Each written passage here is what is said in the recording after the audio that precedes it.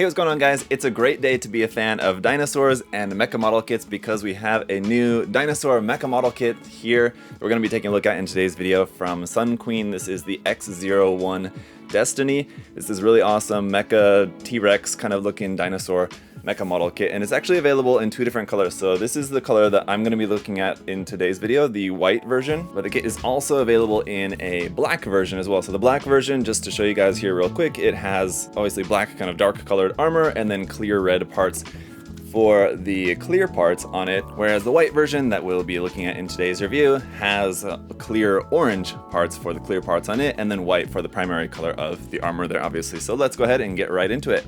So taking a look at the box here, it's a pretty good sized box with a nice big image there of the model kit on the front, and it's the same thing here on the back with a few other different detail images there. The images showing some of the parts that move around on the kit and just some detail shots of some of the gimmicks and just mostly all of the moving parts of it. So it is going to be highly posable, as you can see here from some of those details. Not really too much else to see around on the outside of the box, not even mentioning any sort of scale. So I believe that this would just be non-scale. Let's go ahead and pull out our contents here and we'll take a look. Let's start off here with the instruction manual. So Sun Queen is the production company, and I'm not sure of anything else that they've produced. So this is definitely the first model kit for me from this company. Here's a look at the parts and our parts list, and the instruction manual is all in black and white, by the way, so there's not going to be really too much. Well, I guess it's not. There's some color, but all of the actual like important illustrations are just kind of black lines, but you do have a little bit of like colors,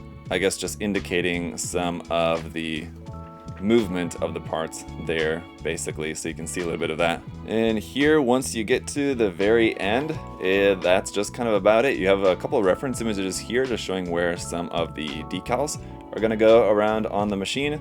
Another line art bit right there, and that's about it. And yes, we do have some water slide decals with this. Looks like we have two sheets of the decals, just the same thing in different colors. These actually look really quite nice. So here is the dark gray and orange version of those decals.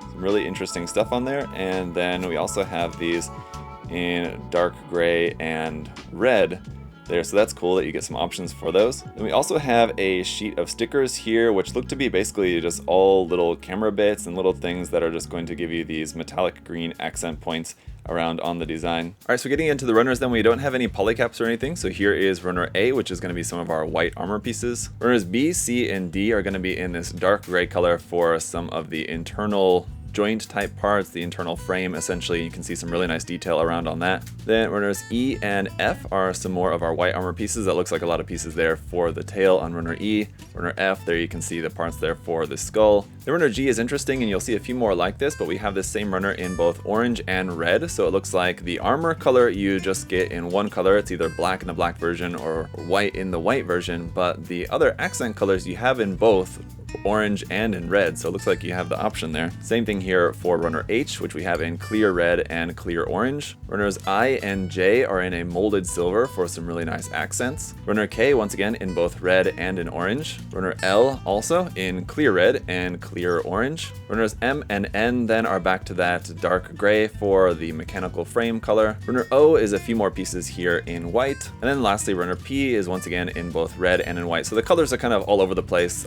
through the alphabet there, but as you can see, it looks like we've got all of our red and or orange colors in both, which is really nice to have that option. And honestly, you could mix and match some of those, but let me go ahead and get the kit all put together and we'll see how it looks.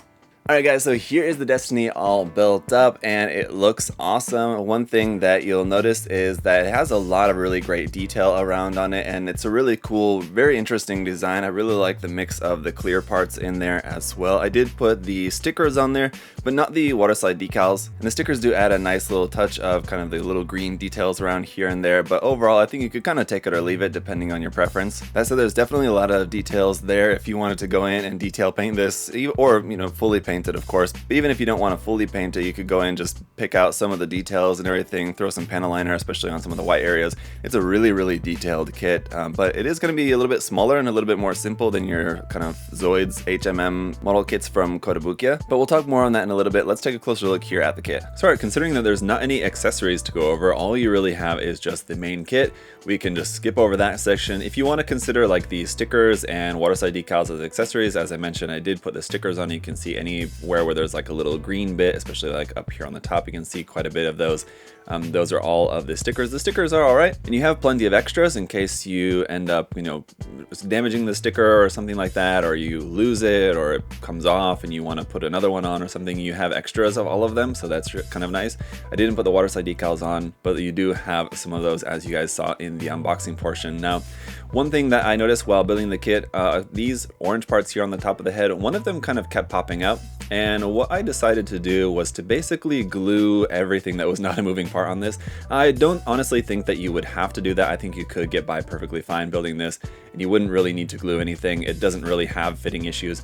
I decided to do that just because after this review, I decided I want to just give this to my son and I think my son will really like this. But if I had been just keeping it for myself and planned on like actually like fully modeling it up and like painting it and doing all that with it at some point, you know, that I wouldn't have glued everything. I really don't think that you need to, but I know my son is just going to want to play with it, so I figured anything that's not a moving part, I just went ahead and glued. But you may run into a couple of parts maybe here or there that if you have any sort of like you had like I did, this part here on the top, if you find that it's like kind of easily popping out or something, just put a little glue on it and it'll be fine. It won't be an issue. The bigger issue that I think you are going to have if you are planning on like actually fully painting up the kit is you'll notice there's quite a lot of quite large sinks in the plastic. So you can see like right here, for example, on the back of the neck, right there, those kind of unsightly dips in the plastic is a sink in the production process, and even here on the outside, like right there and up there. Even Bandai kits have those, but they're usually not quite that extreme, so you are going to have a couple of pretty bad sinks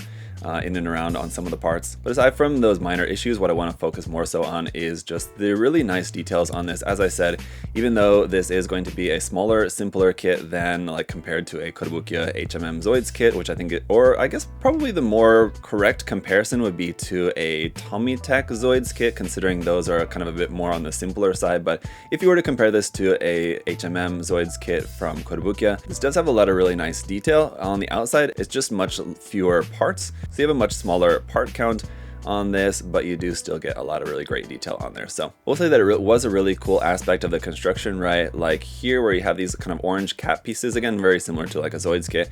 Those are actually screwed in. They're like little plastic screws that you guys saw like on like the last runner that we saw. And one of the parts on the runners is like an actual like screwdriver kind of key piece for that. So there are these screws that you screw into there, and then you put this cap piece over the top of that. Now, like I said, I've gone ahead and just glued that on there for now, but it was a quite interesting aspect of the construction to use like basically plastic screws. Let's get into talking about some of the articulation of this. As you've been seeing here, the head is kind of wobbly and bobbly there. I think you could add a little something to that neck joint if you wanted to make that more solid.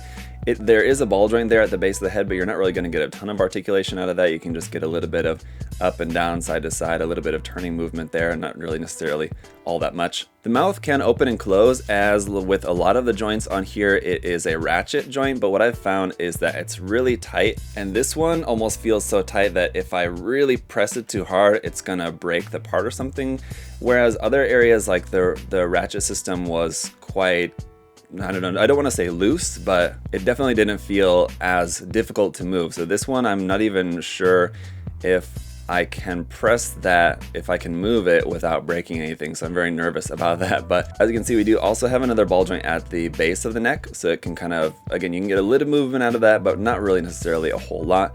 Here at the arms, you have rotation at the base where that connects to the body, and then another point of rotation there at what would be sort of like the elbow joint, and the cute little hands here are just on a ball joint there as well. At the legs, you have some forward and back movement, kind of angling like that, and you can also rotate these. These are on a ratchet, which kind of works normally, as you would expect a ratchet joint to work. Pretty smoothly there, but it locks into place quite nicely. No bend at the knee joint.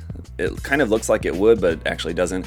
You do have a bend here at the ankle joint though, that moves like that. This part here at the back also can kind of move up like that. I'm not really sure necessarily what that's for. I guess this is meant to be sort of like an extra little booster or something like that, maybe when it's flying or jumping or something. The foot then is just like a single piece here on a ball joint there, so you have a ball joint for the ankle. Up underneath the feet, just going to be hollow like that. And this bit of ankle armor here moves up and down. This bit of knee armor right there moves, and this bit of armor here on kind of like the shin moves a little bit as well, but that's all kind of pretty inconsequential. Around here on the back, each of these sections has a small ball joint in between, which will give you a little bit of movement kind of throughout the tail, side to side, and a little bit up and down like that. Not necessarily a whole lot.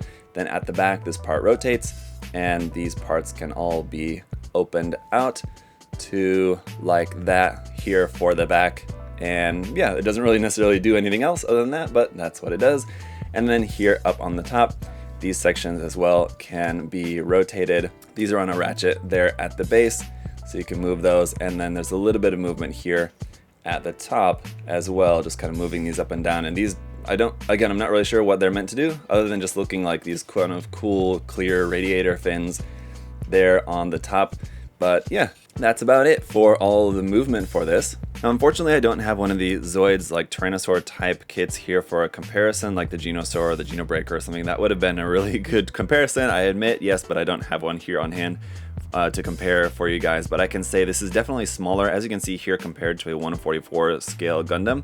It's about the height of your standard HG 1/44 scale Gundam size, so it's going to be not necessarily all that big of a kit, especially when compared to the Zoids HMM kits, which I have reviewed before. So if you are interested in like the size of those more precisely, you can go back and check my review. But I can tell you guys, basically, it is a good amount larger and definitely a lot more pieces. And so basically, as a good way to give you guys a summary of this kit, as in like the perfect TLDR, too long didn't read on this review, is that this is basically a high-grade version of the Zoids HMM kits from Kotobukiya, if that makes sense. If you guys ever built one of those kits have a ton of parts, a ton of detail. They're more like your Bandai master grades, or even sort of like perfect grades in a way, just because they have so many parts and so much detail and so many parts, especially on the inside of those kits.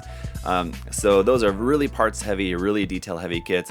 This one still has a lot of that really great detail, but it's much fewer parts, much more simple design, and like a smaller size, and a smaller, much more easy on the wallet price tag with this. So I think if that's what you're looking for, this kit is really nice. And I've seen that the next kit they have coming out is going to be like not a dinosaur type, but like a wolf type, and its design sort of like wolf fox looking one that looks really quite cool. So I am really looking forward to future kits in this line, although I do really love the Zoids HMM kits just because they're so big and complex and just packed with detail.